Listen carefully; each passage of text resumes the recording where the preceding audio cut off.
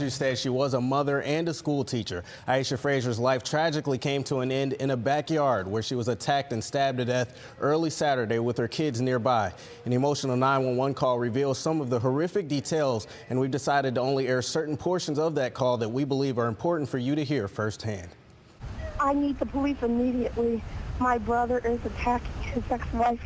This was the information police had as they responded to this home on Chagrin Boulevard Saturday morning. The caller is the sister of former Cuyahoga County Judge and State Senator Lance Mason. She was inside with Mason's two young daughters talking to police when she reported what was going on in the backyard. He stabbed her and he said she's dead.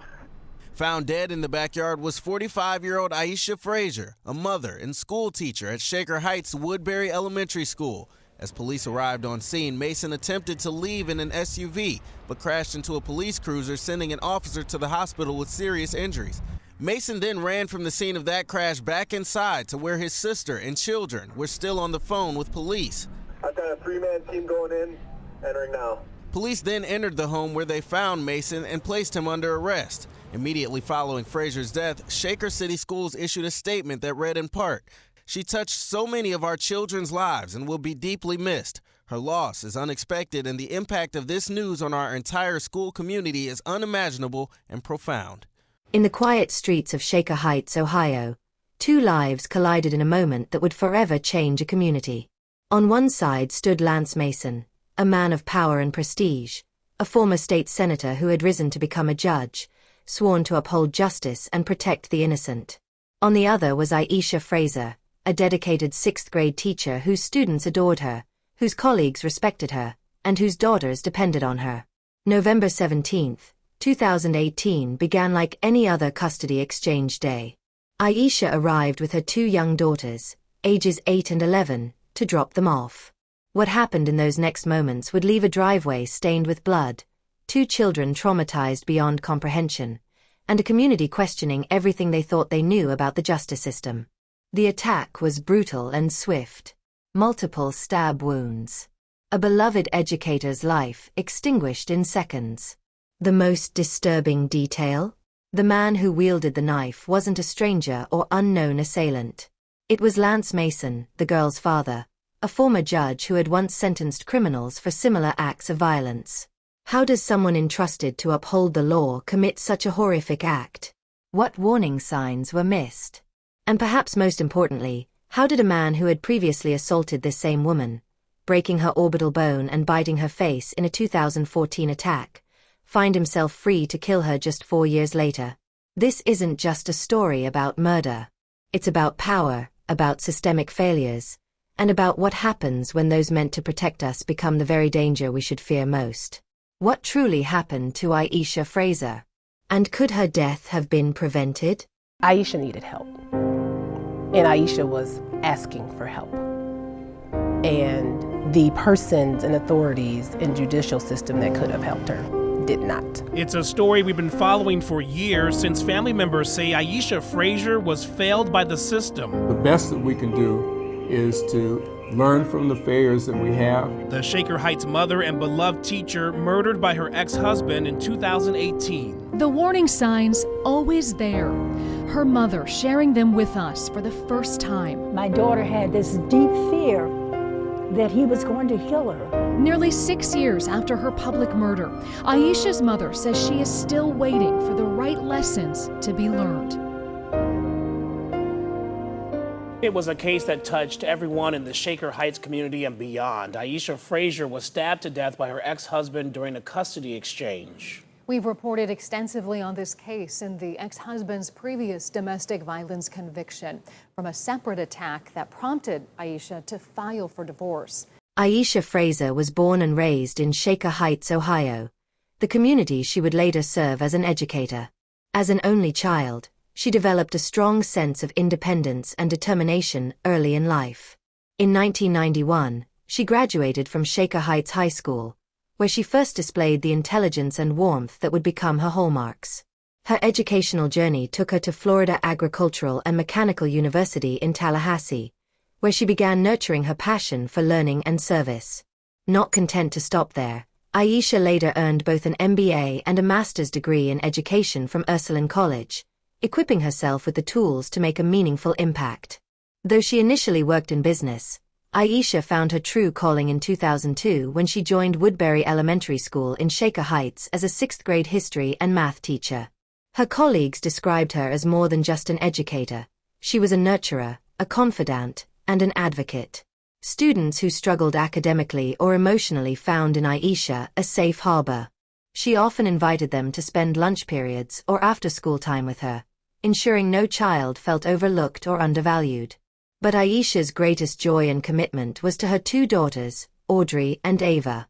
Audrey, her older daughter, was born with Down syndrome, and Aisha became what friends called a fierce advocate for her. Every decision Aisha made centered on her daughter's well-being and future. In 2012, Aisha and her then-husband, Lance Mason, opened Audrey's chocolate shop, named after their daughter, to help cover medical expenses related to Audrey's care. Few knew that behind Aisha's warm smile and dedication to others lay a strength that would soon be tested beyond measure. Lance Mason and Aisha Fraser appeared to be the perfect couple in Shaker Heights. He served as a Cuyahoga County judge after a successful stint as a state senator. While she earned respect as a dedicated 6th grade teacher at Woodbury Elementary, their professional achievements and family life painted a picture of success and stability to their community. When their daughter Audrey was born with Down syndrome, they faced the challenge head-on. In 2012, they established Audrey's chocolate shop, named after their daughter, to help cover mounting medical expenses while potentially creating future employment for her. This venture seemed to showcase their united approach to parenting a child with special needs. However, beneath this carefully constructed image, their relationship was beginning to crumble. Friends later recalled subtle changes in Aisha's behavior. She became more reserved at gatherings and frequently checked her phone with apparent anxiety. At school, colleagues noticed occasional fatigue and distraction, though her commitment to students remained unwavering. Those who worked with Lance observed concerning patterns in his temperament. Despite his impressive legal mind, he displayed disproportionate anger when challenged. Court employees witnessed moments when his professional facade cracked, revealing flashes of rage that seemed excessive. As time passed, the distance between them widened. Financial pressures persisted despite their professional success. The combined demands of caring for a child with special needs, maintaining careers, and running a side business created significant strain on their marriage. By mid-2014, the situation had deteriorated substantially. Arguments became more frequent and intense. Aisha shared concerns with close friends about Lance's increasing irritability and controlling behaviors, including monitoring her whereabouts and questioning her interactions with male colleagues. Neighbors reported hearing heated disputes from their home. Aisha began spending weekends at her parents' house with the children. On August 2, 2014, the couple attended a family function together. Witnesses described obvious tension between them. They departed early with their daughters in the back seat. What began as an argument during the drive home would escalate into a violent assault, setting in motion a tragic sequence of events that would culminate in Aisha's death 4 years later. As they drove home, an argument erupted between the couple. Without warning, Mason's anger exploded into physical violence. According to court records, he struck Aisha repeatedly in the head and face while he was driving. The assault was brutal and sustained. He punched her more than 20 times with closed fists, focusing his blows on her head and face. Their young daughters watched in terror from the back seat as their father attacked their mother. The violence escalated when Mason slammed Aisha's head against the dashboard, window, and passenger armrest of the vehicle. In a particularly horrific moment, he bit her face, leaving visible wounds. The attack was so severe that Aisha feared for her life. When the car finally stopped, Mason forced Aisha out of the vehicle and drove away with their daughters still inside. Bloodied and disoriented, Aisha managed to call for help. She was rushed to the hospital where doctors documented extensive facial trauma. Her orbital bone, the socket surrounding her eye, was completely shattered, requiring complex reconstructive surgery. Mason was arrested later that day after returning to the area. Police found smoke grenades, guns, and ammunition in his home. The search of his vehicle revealed blood evidence throughout the passenger compartment, confirming the violent nature of the assault. The Cuyahoga County Prosecutor's Office initially charged Mason with multiple serious felonies: kidnapping, domestic violence, felonious assault, attempted felonious assault, and child endangerment.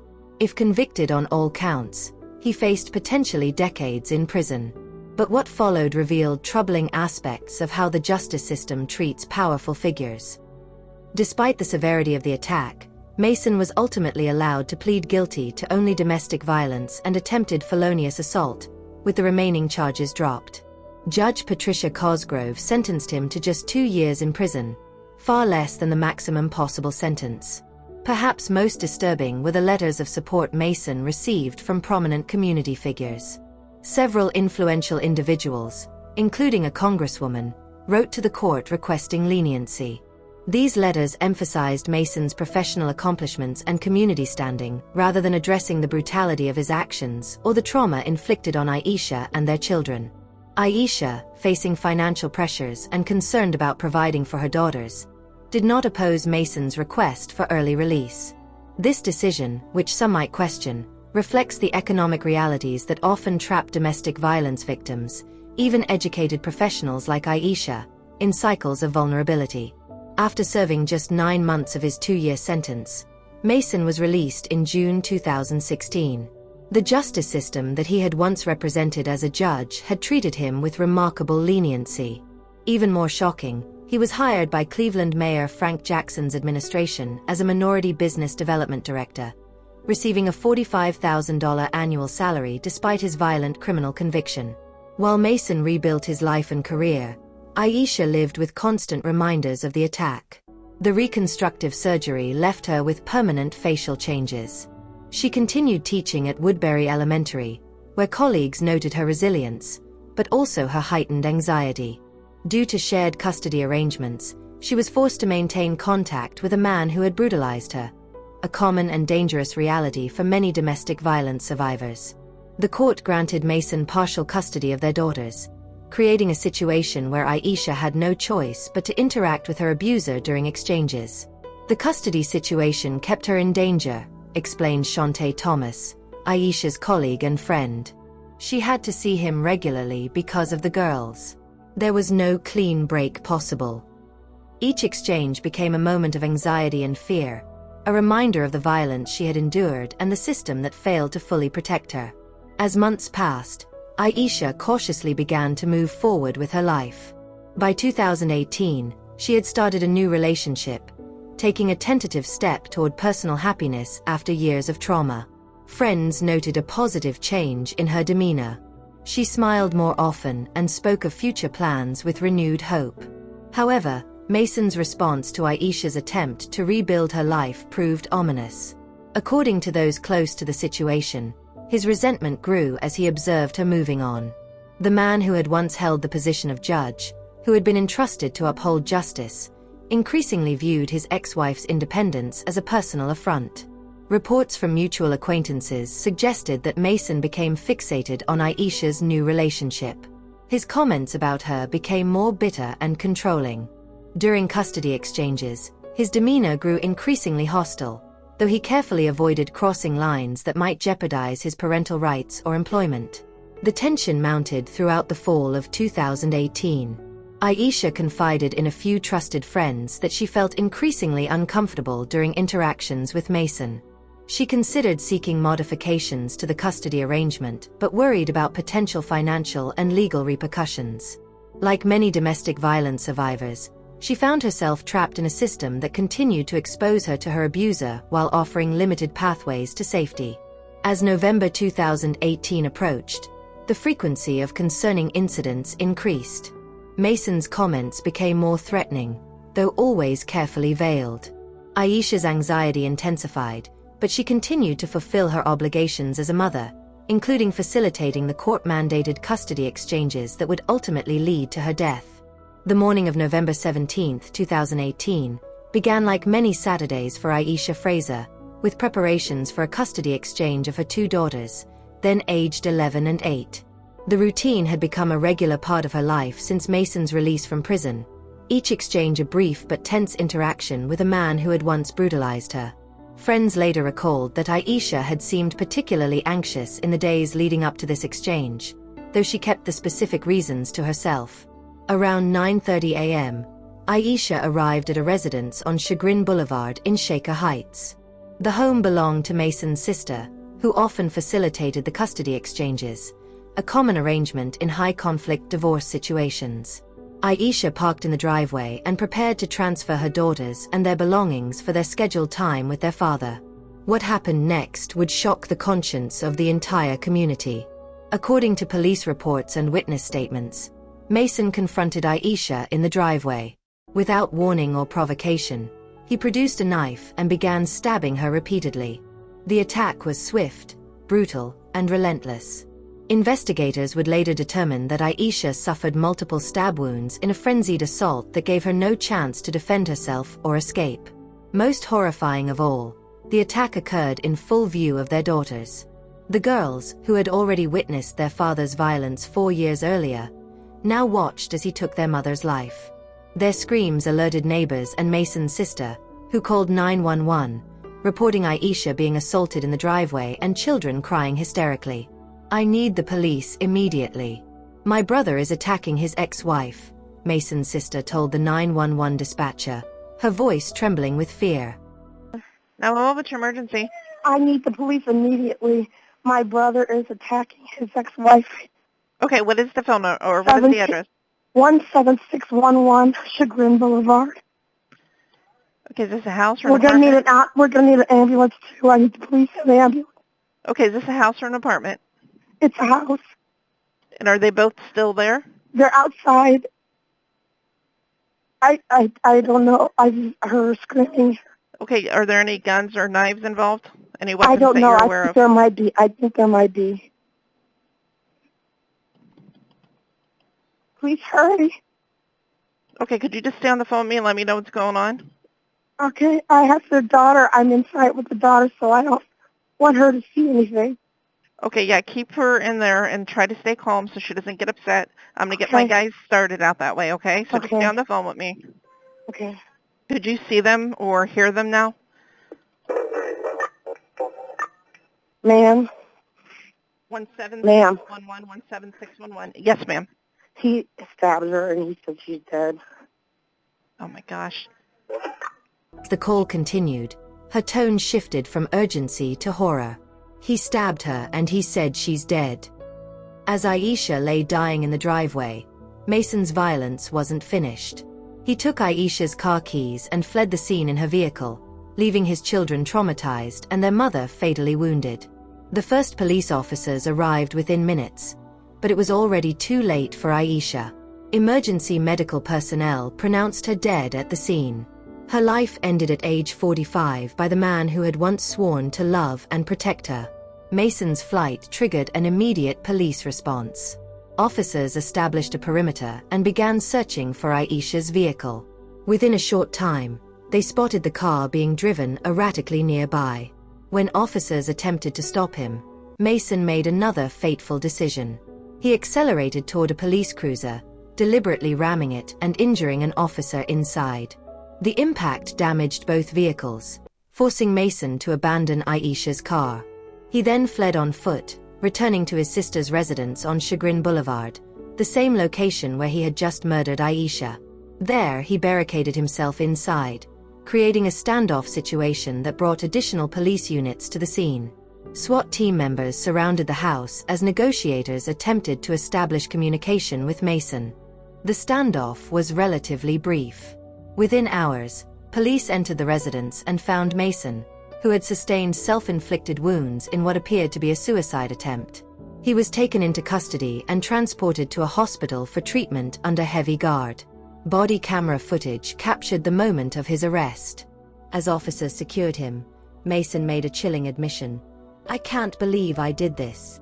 The former judge, who had once sentenced criminals from the bench, was now facing the most serious charges possible.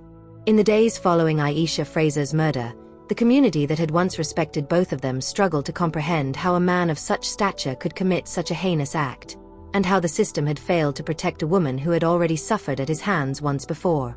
In the days following Aisha Fraser's murder, the Cuyahoga County Prosecutor's Office moved swiftly to build their case against Lance Mason. The evidence was overwhelming. Multiple witnesses to the attack, the injured police officer from Mason's escape attempt, and the murder weapon recovered at the scene. On November 20, 2018, just 3 days after the murder, Mason was charged with aggravated murder, felonious assault, violating a protection order, grand theft, and cruelty to animals. The inclusion of the animal cruelty charge stemmed from the discovery that Mason had also killed his sister's dog during the incident, a detail that further highlighted the explosive rage that had consumed him that day. Unlike his 2014 case where his status and connections appeared to influence the outcome, Mason found no leniency this time. He was held without bail as the case proceeded toward trial. His previous position as a judge, which had once worked in his favor, now intensified public scrutiny and demands for justice. In August 2019, after several pre-trial hearings and failed attempts by his defense team to suppress evidence, Mason accepted a plea deal. He pleaded guilty to murder, felonious assault, violating a protection order, and grand theft. The aggravated murder charge, which could have resulted in a life sentence without parole, was dropped as part of the agreement.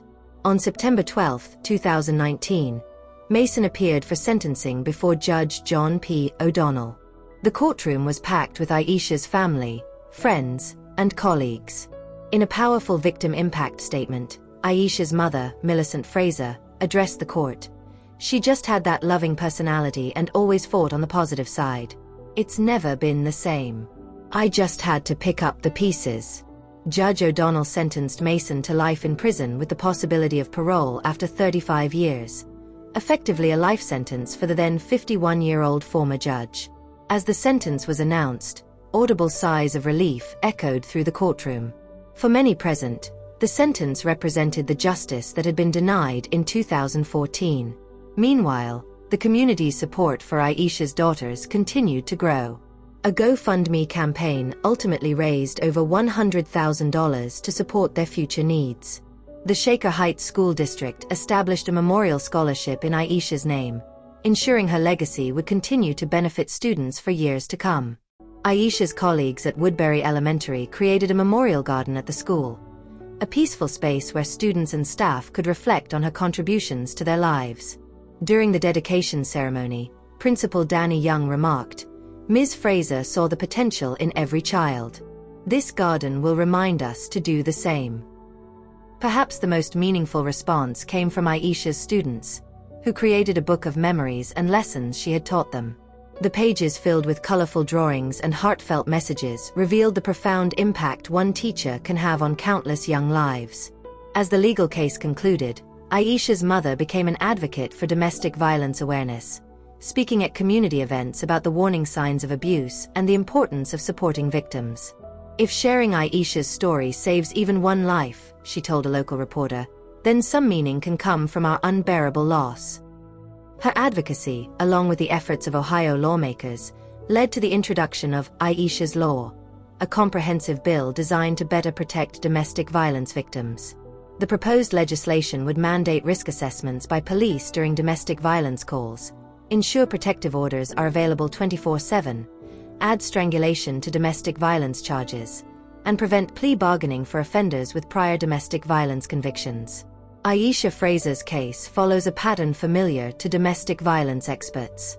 Research shows that the most dangerous time for victims is when they attempt to leave the relationship or move forward with their lives. Aisha's new relationship likely triggered Mason's deadly rage, a phenomenon so common that experts have a term for it: separation assault.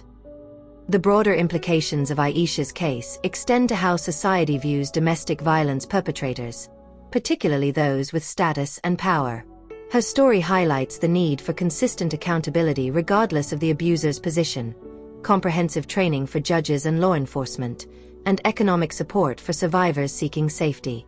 Perhaps most importantly, Aisha's case reminds us that domestic violence is not a private family matter, but a public health crisis requiring community-wide response. Only through systemic change in our laws, institutions, and cultural attitudes can we prevent future tragedies like the one that took Aisha Fraser's life. What do you think could have prevented Aisha's murder? Should Mason's position as a judge have resulted in harsher consequences rather than leniency? How might the custody arrangements have been handled differently? If this case moved you, please take a moment to like this video and subscribe to Crime Scene Exposed. Your engagement helps us continue bringing attention to important stories like Aisha's. Share your thoughts in the comments below. Your perspective matters in these crucial conversations. Aisha Fraser's legacy lives on through her students, her daughters, and the legislative changes sparked by her death. Though her life was cut tragically short, her story continues to drive meaningful change in how we protect domestic violence victims and hold their abusers accountable. Say her name, Aisha Fraser.